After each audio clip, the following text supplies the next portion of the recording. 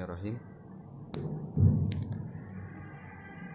Bismillahirrahmanirrahim. Assalamualaikum warahmatullahi wabarakatuh.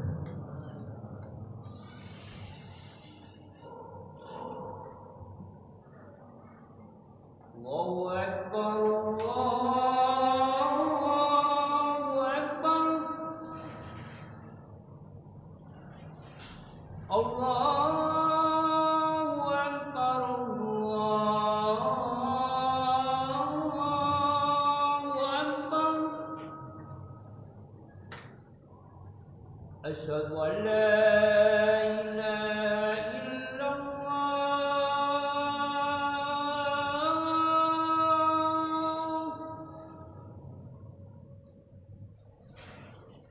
Asyhadu an la ilaha illallah.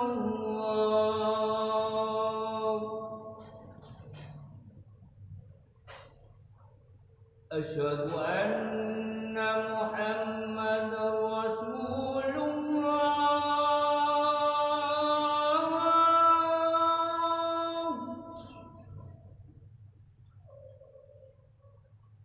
Asyhadu anna Muhammadar Rasulullah.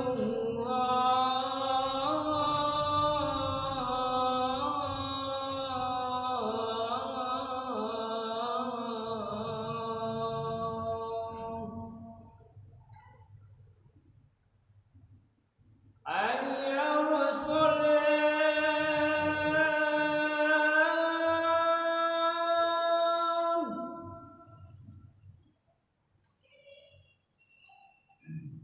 Hayya 'alas shalah.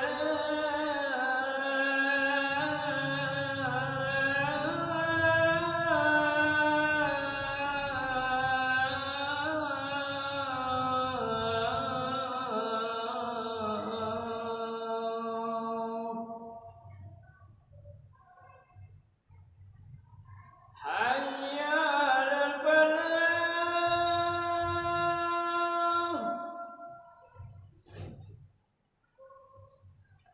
Hayya 'alal falah.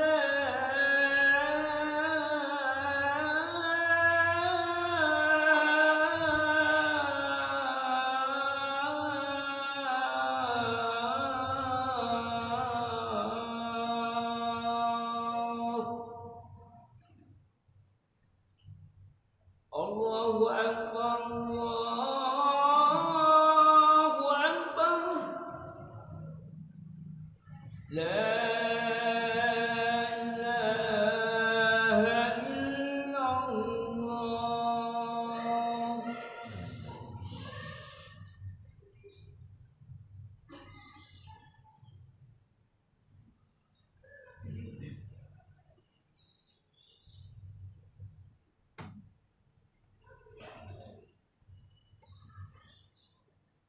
Innal hamdalillah nahmaduhu wa nasta'inuhu wa nastaghfiruh wa na'udzu billahi min shururi anfusina wa min sayyiati a'malina. May yahdihillahu fala mudilla lahu wa may yudlil fala hadiya lahu. Asyhadu an la ilaha illallah wa asyhadu anna Muhammadan abduhu wa rasuluh. Allahumma salli wa sallim ala nabiyyina Muhammad wa ala alihi wa ashabihi ajma'in. Qala Allah ta'ala fi kitabihil karim, a'udzu billahi minasy syaithanir rajim. Bismillahirrahmanirrahim. Ya ayyuhalladzina amanu ittaqullaha haqqa tuqatih wa la tamutunna illa wa antum muslimun. Ya ayyuhalladzina amanu ittaqullaha wa qulu qawlan sadida yuslih lakum a'malakum wa yaghfir lakum dhunubakum wa may yuti'illaha wa rasulahu faqad faza fawzan 'azima. Para jamaah salat Jumat rahimani wa rahimakumullah. rahimakumullah,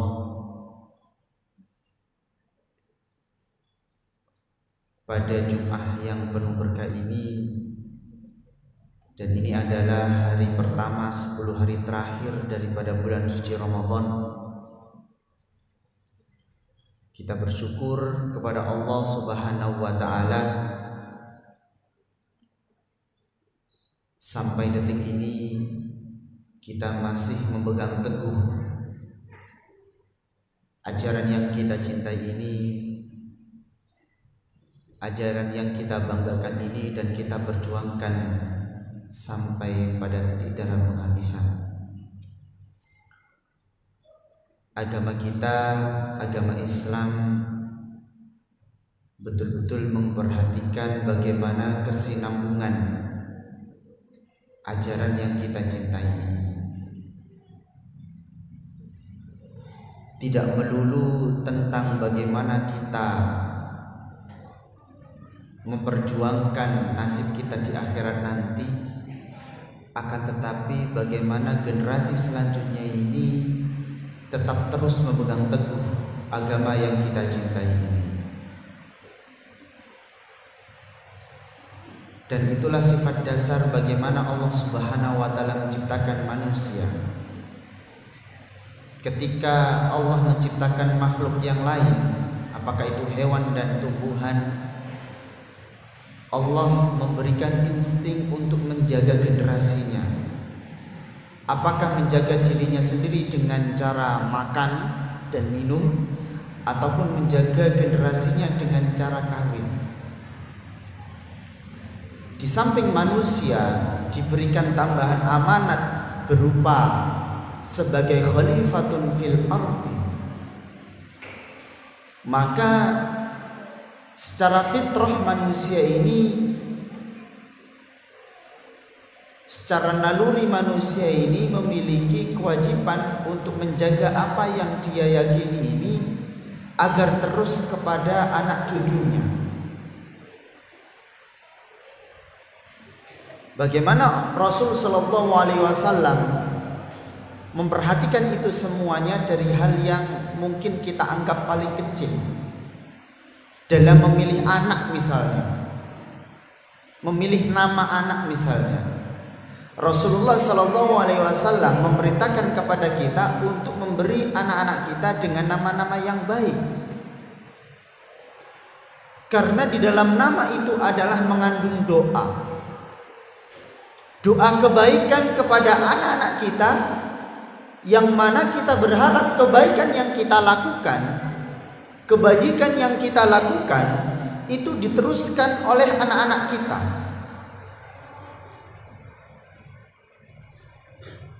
Di samping juga yang lain, Allah Subhanahu wa Ta'ala memberikan motivasi kepada kita agar kita tidak lalai dalam membentuk anak kita menjadi anak-anak yang soleh, karena anak tersebut akan menjadi seseorang yang kita harapkan ketika kita nanti tidak bisa melakukan apa-apa lagi, ketika kita nanti tidak bisa melakukan amalan ibadah lagi, yaitu ketika kita nanti sudah meninggal. Bahkan Rasulullah Shallallahu Alaihi Wasallam sampai memberikan secara teknis bagaimana menjaga adab anak-anak kita. Rasulullah Shallallahu Alaihi Wasallam bersabda, "Marru auladakum bis shalah wa hum abnu sab'i sinin." Perintahkanlah, mulailah kalian memberikan perintah kepada anak-anak kalian untuk menegakkan sholat ketika mereka pada umur 7 tahun. Wadribuhum, dan pukullah mereka, alaiha wahum abnu asyr, dan pukullah mereka ketika mereka tidak berkenan atau mereka masih tetap lalai tidak melaksanakan sholat, tidak menegakkan sholat ketika mereka berumur 10 tahun. Wa farriqu bainahum fi al-madaji, dan pisahkanlah mereka ketika umur 10 tahun tadi ranjang-ranjang tidur mereka. Dari hadis ini para jamaah yang dimuliakan oleh Allah Subhanahu wa taala, Rasul sallallahu alaihi wasallam ingin mengajarkan kepada kita bagaimana tahapan-tahapan untuk mengenalkan anak-anak kita dengan sholat. Nah, sebelum umur 7 apa yang harus kita kenalkan? Kita kenalkan anak-anak kita siapa Tuhan kita. Kita kenalkan betapa baiknya Allah Subhanahu wa taala. Betapa maha kuasanya Allah, betapa maha kayanya Allah, betapa pedulinya Allah kepada kita. Kita tanamkan kepada anak-anak kita rasa cinta kita kepada Allah Subhanahu wa taala.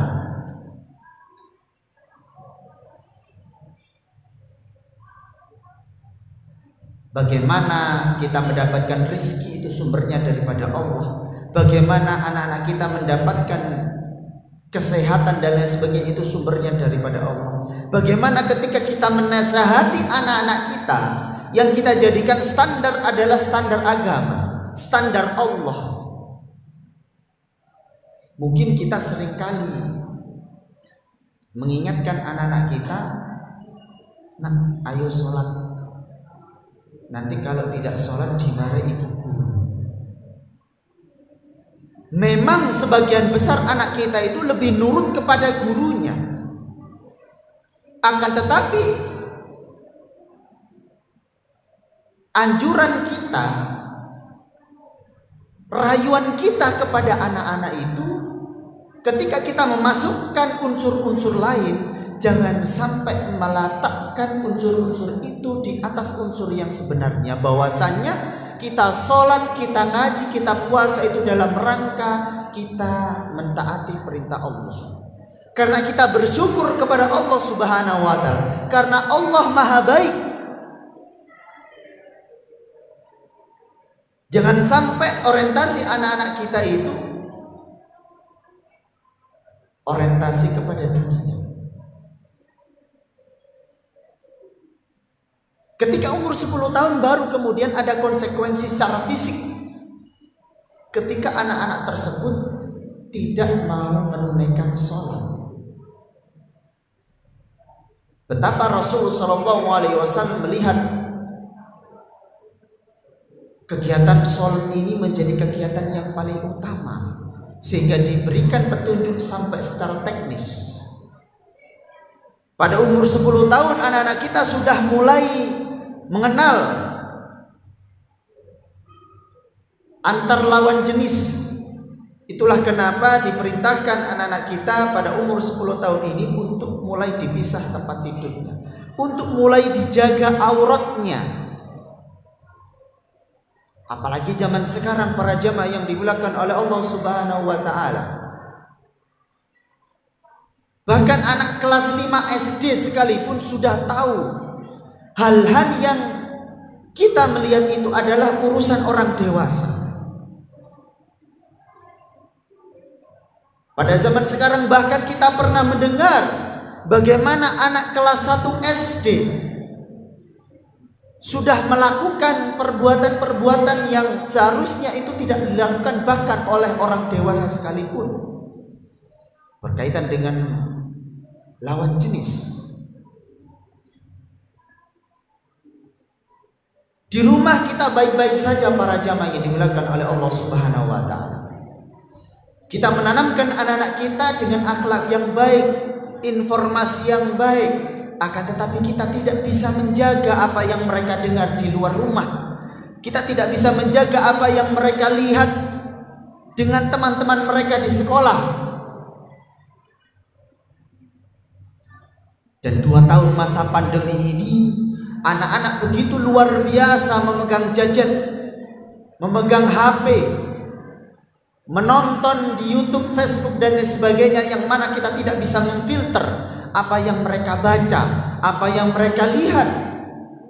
Semakin tidak terkendalinya para jamaah yang dimuliakan oleh Allah Subhanahu wa taala terhadap apa informasi yang masuk ke dalam anak-anak kita. Menambah kewaspadaan kita untuk senantiasa menjaga komunikasi anak-anak kita, sehingga kita tidak lepas daripada kontrol, Kita bisa mengontrol secara fisik, jam-jam keluar, jam-jam main.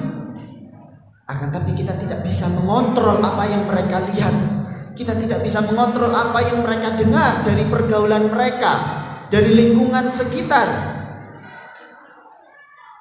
Maka kita berdoa kepada Allah Subhanahu wa taala dan juga kita menjaga benteng-benteng anak kita. Bagaimana kita menguatkan, mengenalkan kepada Allah Subhanahu wa taala. Membuka pintu komunikasi keterbukaan dengan anak-anak kita sehingga anak-anak kita tidak menjauh. Kita merasa baik-baik saja ketika anak-anak kita masih usia SD. Ketika memasuki usia SMP, ketika memasuki usia SMA, ketika sudah mulai muncul keberanian, mulailah muncul konflik-konflik yang mana pada satu titik kita kaget betapa anak kita sudah di luar kontrol. Na'udzubillah, tsumma na'udzubillah.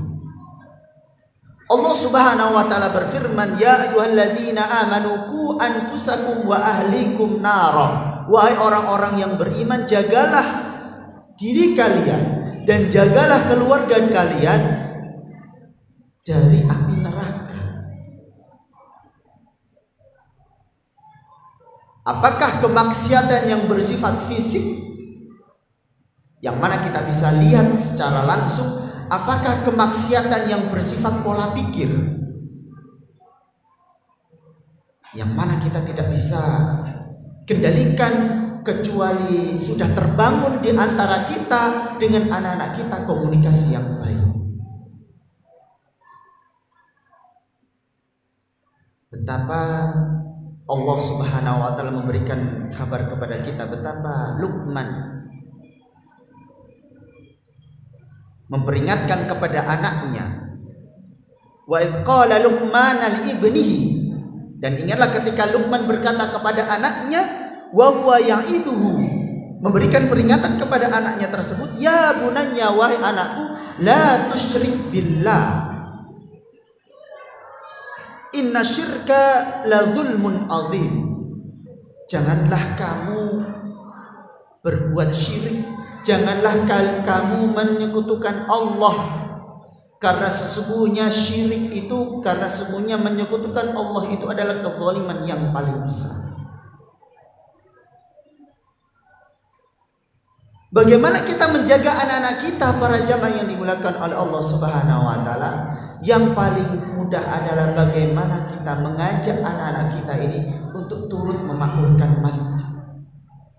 Bagaimana kita menanamkan kepada anak-anak kita tentang bagaimana pola pikir kita berislam. Bagaimana kita memandang Islam ini sebagai jalan hidup, bukan sebagai beban hidup. Sehingga jangan sampai tertanam kepada anak-anak kita bahwasanya Islam ini banyak aturan. Dikit-dikit disuruh sholat, disuruh puasa, disuruh zikir, disuruh ngaji. Maka kita bisa lihat anak-anak kita maka akan tebang pilih. Kenapa anak-anak kita lebih sulit diajak sholat daripada diajak ngaji? Karena di ngaji itu banyak temannya, mereka senang.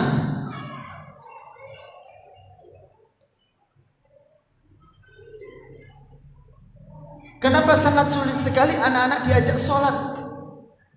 Sedangkan sekolah bersemangat karena mereka senang.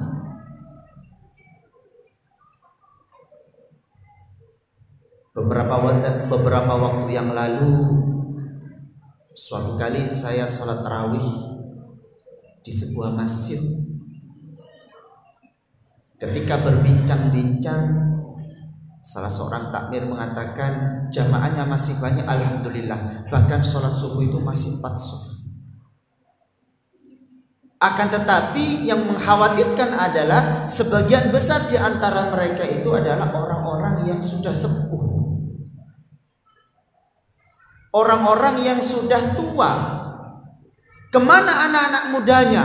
Kemana anak-anak kecilnya? Nah, ini kita patut pertanyakan para jamaah yang dimuliakan oleh Allah Subhanahu wa taala. Marilah kita bermuhasabah. Mana yang lebih kita khawatirkan? Anak-anak kita tidak mendapatkan pekerjaan ketika mereka nanti sudah besar, ataukah mereka tidak bisa memahami Islam secara betul? Bagaimana kita menyekolahkan anak-anak kita dalam rangka untuk mendapatkan pekerjaan yang cukup sehingga bisa mendapatkan kehidupan yang nyaman? Apakah kita cukup para jamaah yang dimuliakan oleh Allah Subhanahu wa taala mendatangkan anak-anak kita di tempat-tempat ngaji? Apakah itu cukup saja? Apakah kita sudah merasa cukup mendaftarkan anak-anak kita di TPQ saja? Apakah kita sudah merasa cukup ketika anak kita bisa mengaji saja? Akan tetapi pemahaman agamanya masih jauh. Akan tetapi adab anak kita masih jauh. Akan tetapi semangat anak-anak kita masih jauh. Nah, ini patut kita renungkan para jamaah yang dimuliakan oleh Allah Subhanahu wa taala. Kita semasa muda dulu aktif di berbagai ormas-ormas Islam. Kita ketika masa masih mahasiswa dulu semangat aktif di organisasi-organisasi mahasiswa keislaman, memperjuangkan Islam. Akan tetapi ketika kita sudah berkeluarga, apakah kita masih bersemangat merangsang anak-anak kita untuk memiliki kecintaan yang sama ketika kita dulu masih menjadi aktivis? Ketika kita masih dulu memiliki prinsip yang idealis, ataukah kita sekarang hanya sibuk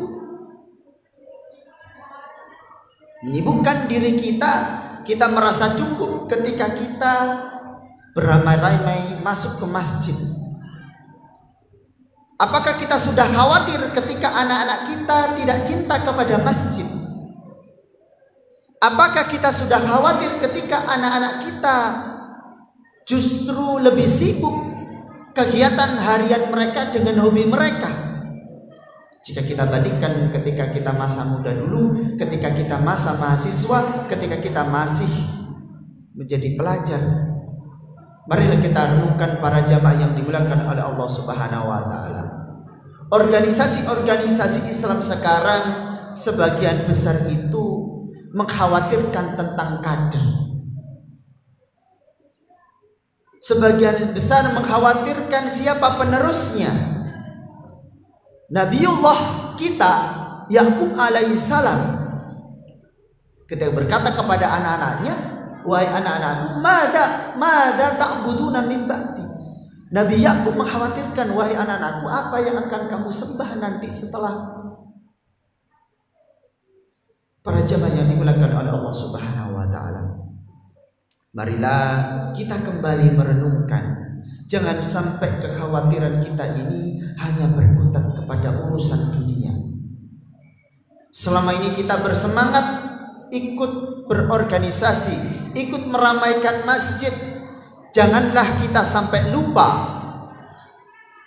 Mungkin di masjid kita ini Al-Mahdi alhamdulillah remasnya begitu luar biasa. Akan tapi jika kita melihat di masjid-masjid yang lain, kegiatan yang luar biasa banyak, akan tetapi remasnya mati. Mau berapa puluh tahun kita bertahan ketika tidak ada generasi setelah kita? Aqulu qouli hadza wastaghfirullah li wa lakum innallaha huwal ghafurur rahim.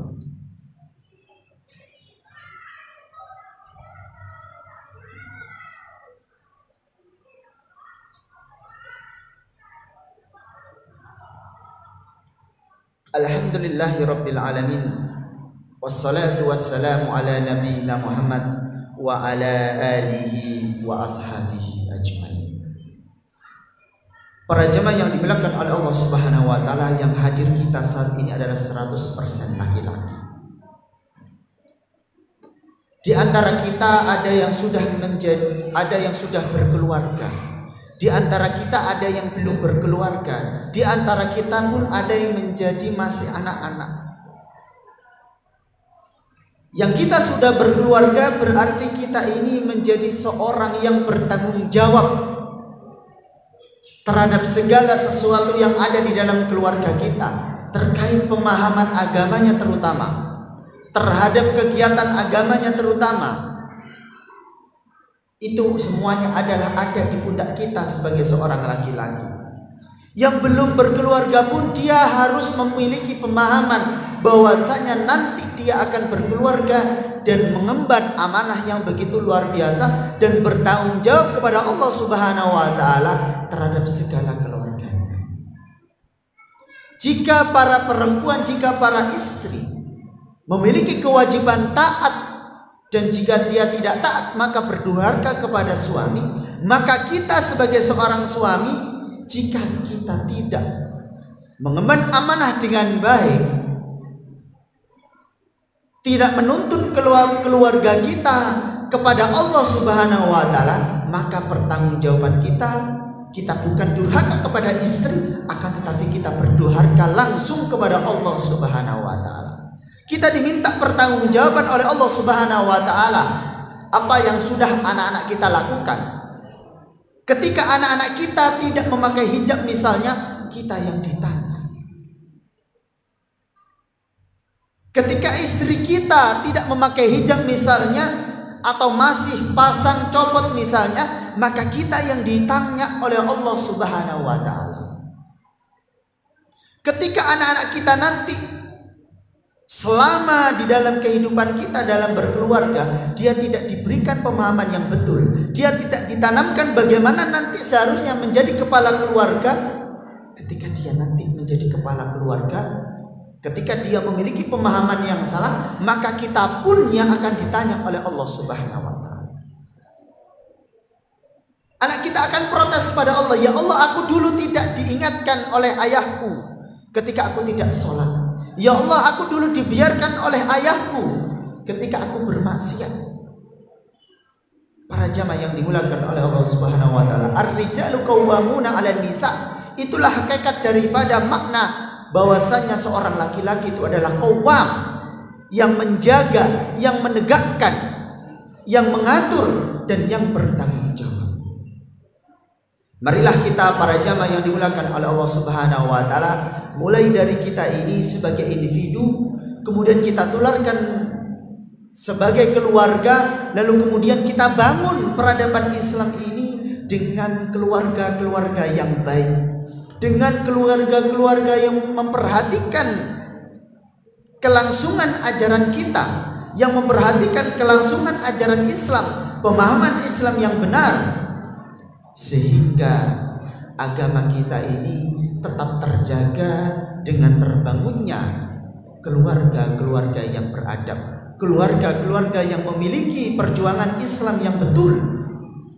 Tidak hanya sekedar memperbanyak ibadah-ibadah individu saja para jamaah yang dimuliakan oleh Allah Subhanahu wa taala, akan tetapi kita turut patut memperjuangkan bagaimana kelangsungan agama kita. Marilah kita mulai dari masjid. Marilah kita mulai dari organisasi-organisasi Islam yang kita masuk ke dalamnya.